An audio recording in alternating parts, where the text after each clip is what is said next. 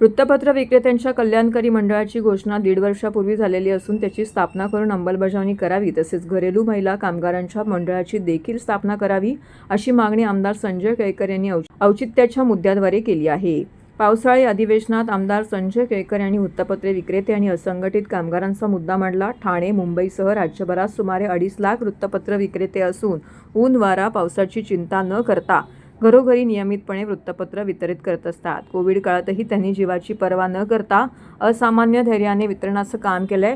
गरीब मध्यमवर्गीय गटातील या विक्रेत्यांना आर्थिक सामाजिक समस्या भेडसावत असल्याने इतर कर्मचाऱ्यांप्रमाणे त्यांचं देखील भविष्य सुरक्षित होणं गरजेचं आहे. सातत्याने केलेल्या पाठपुराव्यानंतर वृत्तपत्र विक्रेते कल्याणकारी मंडळाची घोषणा राज्य सरकारने केली आहे. मात्र 1.5 वर्षे उलटून गेली, मंडळाची स्थापना झालेली नाही.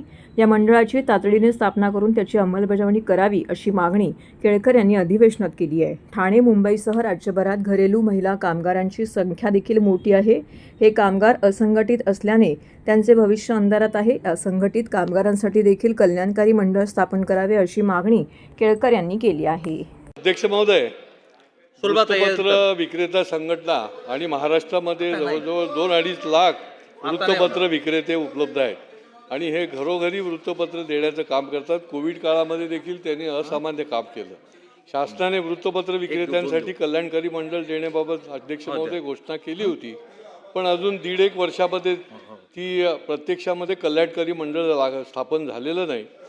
त्याचबरोबर घरेलू महिला कामगार ज्या आहेत त्या देखील फार मोठ्या संख्येने या महाराष्ट्रामध्ये आहेत. त्यांचं देखील कल्याणकारी मंडळ स्थापन करणे गरजेचं आहे. माझी आपल्या माध्यमातून शासनाला विनंती आहे की हा कष्टकरी असा घटक आहे आणि त्यांच्याकरता लवकरात लवकर कल्याणकारी मंडळ स्थापन करावे. धन्यवाद.